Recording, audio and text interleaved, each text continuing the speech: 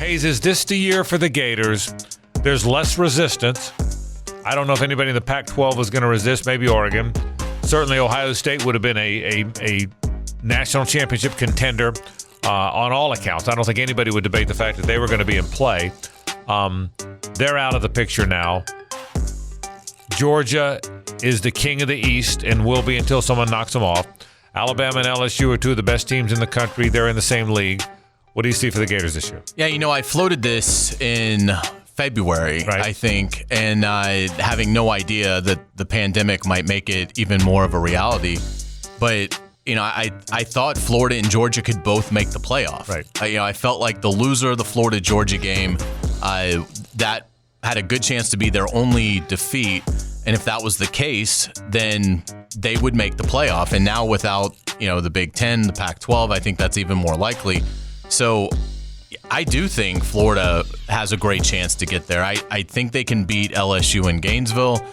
Certainly, you're always going to have to worry about, the upset, particularly when you're playing a 10-game conference slate. But when I look beyond it, I do think Florida can get to the playoff even if they lose to Georgia. I don't think that there's anyone else on the schedule that I think is clearly better than Florida. So I think you could see them both get in.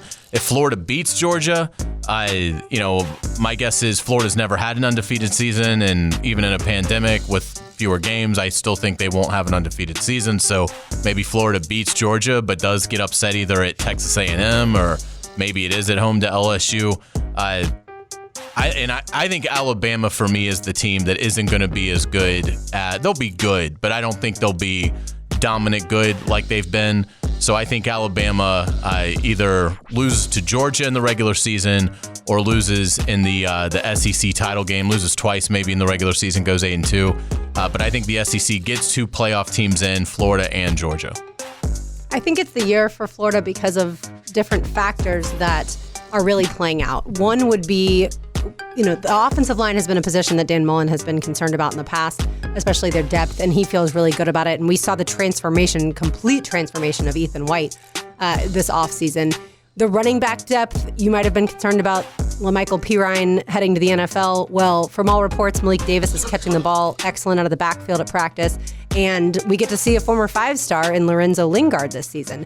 And then when it comes to wide receivers, they're all back. Some we were concerned were going to opt out. They decided not to. And there's depth at that position as well with C.J. Henderson's little brother, Xavier Henderson. So I think offensively, I didn't even mention Kyle Trask because we've talked about him enough. Offensively, and there's good backups as well. Dan Mullen has praised Anthony Richardson as well for his grasp of the offense. Offensively, I'm excited. I don't see a lot of holes. And defensively, there are not very many super young players at any position. And we've talked about Brenton Cox, the transfer from Georgia who had to sit out last year. We talked about Zachary Carter. I think they're going to have some power. This could be a really good defensive line. And because of all the consistency, Florida is going to be able to, I think, come right out of the gate and play extremely well against Ole Miss. And I think that'll start the season off on a great foot. All right, I'm going to go through my take on the Gators. I think you're right. They have a good team. Your point was they have a good team, and I think they have a very good team. In fact, this will be his best team, and he's won 21 games in 2 years, and this should be his best team. He has got an advantage he being Dan Mullen has an advantage.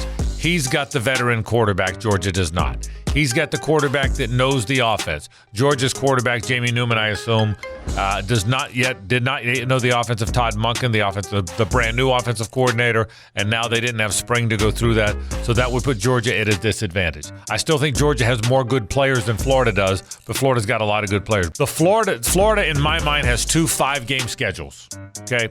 And I don't mean the first 5 and the last 5. I mean 2 5-game schedules. There's 5 games they're going to win. They're going to beat South Carolina at home. They're going to beat Missouri at home. They're going to beat Arkansas at home. They're going to win at Vanderbilt, and they're going to beat Kentucky at home. Even though Kentucky's not your grandfather's Kentucky, it's not an easy out. They're going to win those 5 games. I don't think at Ole Miss is a laydown. It's the first game. Lane Kiffin will have those guys jacked. It is a road game, albeit probably not, obviously not in front of a full house. Ole Miss has 2 very good quarterbacks. I think the Plumlee kid can really run. Matt Corral, who was a one-time Gator commit, and Lane Kiffin is very good and very creative with quarterbacks. Florida has more good players than Ole Miss. I think they'll beat Ole Miss, but I don't think that one's easy. 2 games later, I don't think at Texas A&M is easy. Kellen Mond is back. Jimbo's a good coach. That's a home game for them. And then you come back and play one of the better teams in the country. So I think 3 of the first 4. Everybody else thinks Ole Miss is easy. I don't see it that way. At Ole Miss, 2 weeks later at A&M, a week after that, home against LSU. For me, that's the gauntlet. That's the gauntlet. Georgia's tough, but Georgia comes after Missouri and an off date. Florida will be rested for that game. It's a very difficult game. The last game I think is hard. I think at Tennessee in December, a better Tennessee team than they've had. Knoxville's really cold. Northeast Tennessee, East Tennessee is very cold that time of year. So I don't think that. So I think it's 2 5-game seasons for me. One, they're going to win all 5. How many of the other 5 they win, I think will determine their season.